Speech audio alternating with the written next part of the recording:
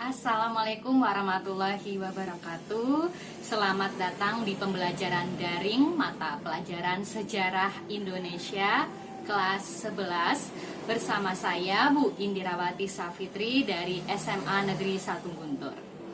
Semoga kalian tetap semangat dalam mengikuti pembelajaran daring dan tetap ikuti protokol kesehatan supaya pandemi COVID-19 ini segera berakhir. Baik, saya akan menyampaikan materi yang akan kita bahas pada hari ini, yaitu mengenai organisasi-organisasi di Indonesia masa pendudukan Jepang. Untuk tujuan pembelajarannya, peserta didik diharapkan mampu memahami macam-macam organisasi sosial kemasyarakatan masa pendudukan Jepang di Indonesia, kemudian mampu memahami organisasi semi militer masa pendudukan Jepang di Indonesia, dan yang berikutnya adalah mampu memahami organisasi militer masa pendudukan Jepang di Indonesia. Untuk topik pembelajarannya yaitu 1. Organisasi sosial kemasyarakatan masa pendudukan Jepang di Indonesia. Yang kedua, organisasi semi militer masa pendudukan Jepang di Indonesia. Dan yang ketiga adalah organisasi militer masa pendudukan Jepang di Indonesia. Baik, langsung saja kita mulai pembahasan untuk yang pertama. Baik anak-anak, mengenai pendudukan Jepang di Indonesia, ada beberapa hal yang harus kalian tahu.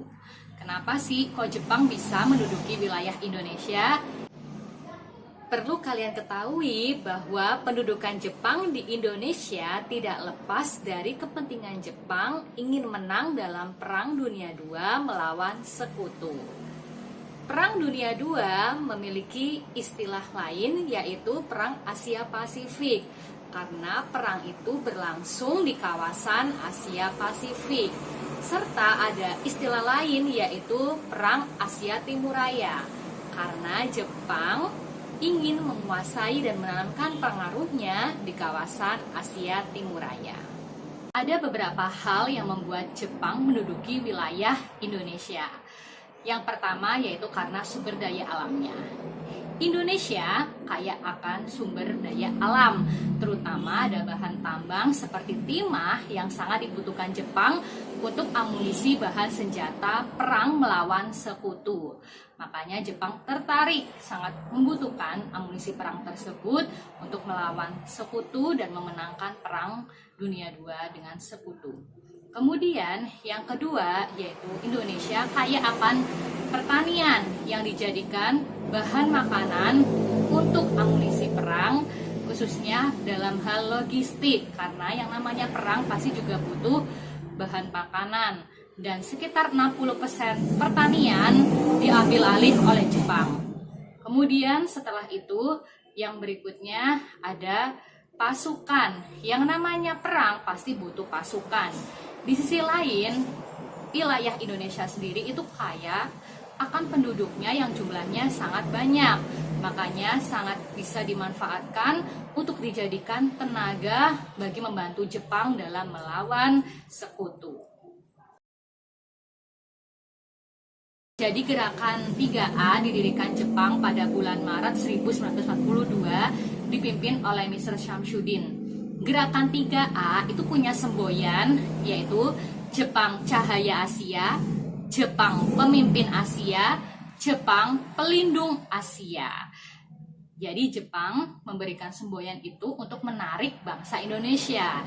Mereka mengatakan bahwa Jepang itu adalah bangsa Asia yang mampu menjadi cahaya, mampu menjadi pemimpin dan pelindung bagi sesama bangsa Asia.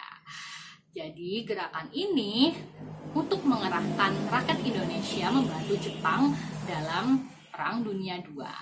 Namun ternyata gerakan ini tidak efektif ya, karena bangsa Indonesia kurang tertarik terhadap gerakan tersebut. Berikutnya ada Putra. Putra itu adalah pusat tenaga rakyat. Ketika gerakan 3A kurang efektif, kemudian diganti oleh Putra. Ya, Putra itu Dibentuk pada bulan Maret 1943. Tokohnya ada 4 ya. Yang pertama ada Insinyur Soekarno, yang kedua ada Muhammad Hatta, yang ketiga ada Ki Hajar Dewantara, dan yang terakhir ada Kiai Haji Mansur. Jadi tujuannya adalah untuk memusatkan segala potensi rakyat Indonesia untuk membantu Jepang dalam Perang Asia Timur Raya, Perang Dunia II itu ya. Jadi sebenarnya tujuannya untuk membantu Jepang, namun pada kenyataannya gerakan ini justru memperjuangkan bangsa Indonesia, tidak malah bergerak di bidang politik membantu Jepang. Makanya gerakan ini juga tidak bisa berkembang secara efektif. Dan akhirnya tahun 1944 dibubarkan dan diganti menjadi Jawa Hokakai. Berikutnya adalah organisasi Jawa Hokakai. Tujuannya adalah untuk membantu Jepang dalam Perang Asia Timur Raya. Perlu digiatkan dan dipersatukan segala bentuk kekuatan rakyat. Sebagai dasarnya di sini ada pengorbanan atau hakusenshin, yaitu semangat kebaktian. Dengan 3 dasar, yaitu mengorbankan diri, mempertebal rasa persaudaraan, dan melaksanakan sesuatu dengan bukti nyata. Jadi tugasnya ini seperti mengarahkan tenaga rakyat untuk mengumpulkan padi, membuat besi, ya, terus kemudian menanam tanaman jarak untuk pelumas dan juga lain-lain yang bisa membantu dan mendukung kegiatan Jepang dalam melawan sekutu. Selanjutnya ada gerakan MIAI. MIAI adalah Majelis Islam A'la Indonesia. Jadi sebelum pendudukan Jepang, wilayah Indonesia sendiri itu penuh dengan organisasi-organisasi pergerakan. Contohnya seperti Budi Utomo, Indi Supartij, PNI, Serikat Islam, dan lain sebagainya. Nah, semua gerakan itu dibubarkan oleh Jepang karena dikhawatirkan akan menjadi bumerang atau akan melawan Jepang. Tapi ada satu organisasi yang masih dipertahankan, yaitu MIAI. Kenapa? Ya karena MIAI itu adalah mayoritas umat muslim. Wilayah Indonesia itu sendiri kan mayoritas umat muslim. Kalau Jepang tidak merangkul umat muslim, maka itu bisa jadi mereka akan melawan Jepang. Makanya Jepang membiarkan atau mempertahankan MIAI berdiri. Dan kegiatannya di sini pembentukan Baitul Mal dan menyelenggarakan hari besar keagamaan.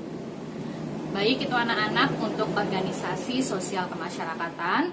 Berikutnya ada organisasi semi militer. Seperti yang Bu Indi katakan di awal, ketika Jepang menduduki wilayah Indonesia, ada 3 hal. Yang pertama, karena sumber daya alamnya. Yang kedua, karena pertanian untuk pasokan bahan makanan. Dan yang ketiga, tadi untuk membutuhkan pasukan. Nah, ketika membutuhkan pasukan ini, otomatis bangsa Jepang berusaha melatih para pemuda-pemudi Indonesia supaya bisa dimanfaatkan membantu Jepang di medan perang melawan sekutu. Nah, organisasi semi militer itu ada apa aja? Yuk, yang kita bahas ada 4. Yang pertama yaitu ada Seinendan, kemudian yang kedua ada Keibodan, ada Shushintai, dan Hizbullah. Baik yuk, yang pertama langsung saja kita masuk ke organisasi Seinendan atau Barisan Pemuda. Barisan ini diperuntukkan untuk pemuda berusia 14-22 tahun. Mendidik dan melatih pemuda agar dapat menjaga dan mempertahankan tanah airnya dengan kekuatan sendiri. Selain itu juga untuk membantu Jepang mendapat tenaga cadangan yang diperlukan untuk kemenangan perang Jepang. Oke. Yang kedua ada Keibodan atau Barisan Pembantu Polisi. Organisasi ini disebut Barisan Pembantu Polisi atau Laskar Penjaga Keamanan Rakyat. Kegiatannya itu ya seputar pengamanan, terus juga membantu lalu lintas. Nah, Keibodan dibentuk pada tahun 1943 bersama dengan Seinendan dipimpin oleh Gunsekan, pemimpin kompinya ya. Kemudian berikutnya ada Shushintai atau Barisan Pelopor, dibentuk pada tanggal 14 September 1944, dipimpin oleh Insinyur Soekarno. Tujuannya untuk menanamkan semangat nasionalisme di kalangan pemuda. Berikutnya yang keempat ada Hizbullah. Hizbullah itu dikhususkan untuk golongan Islam dipimpin oleh Kiai Haji Zainal Arifin pada 15 Desember 1944. Tugasnya adalah sebagai tentara cadangan untuk kepentingan perang dan juga menyiarkan agama Islam dan membela agama. Baik anak-anak, selanjutnya kita akan bahas mengenai organisasi militer. Jadi ada dua kalau organisasi militer, yaitu ada PETA dan juga HEIHO. Oke, langsung aja ya. Untuk HEIHO, mulai perekrutannya adalah tanggal 22 April 1943 dan diperuntukkan untuk pemuda berusia 18 sampai 25 tahun. Jadi ditempatkan langsung pada angkatan perang Jepang, baik angkatan laut atau angkatan darat, dan sebagai pembantu prajurit Jepang, dilatih menggunakan senjata dan mengoperasikan meriam atau alat-alat perang, membantu membangun parit, pertahanan, serta penjagaan. Kemudian mereka dipersenjatai, dilatih untuk terjun langsung di medan perang, seperti dikirim ke Malaysia, ke Burma, supaya membantu kemenangan Jepang terhadap sekutu. Ya, jadi mereka juga ada yang dijadikan tenaga kasar untuk membantu, misalnya mengangkuti alat-alat perang. Ya, pokoknya mereka bekerjanya di daerah perang atau di medan perang. Sedangkan untuk PETA berdiri pada 3 Oktober 1943. Anggota PETA terdiri dari orang-orang Indonesia yang mendapatkan pendidikan militer dari Jepang. Tugasnya mempertahankan tanah air Indonesia, memperjuangkan kemerdekaan, dan selanjutnya anggota PETA ini menjadi cikal bakal berdirinya TNI. Jadi bedanya dengan HEIHO, kalau HEIHO itu ditempatkan di medan perang, kalau PETA sendiri itu berada di dalam negeri, mempertahankan dan memperjuangkan kemerdekaan di Indonesia.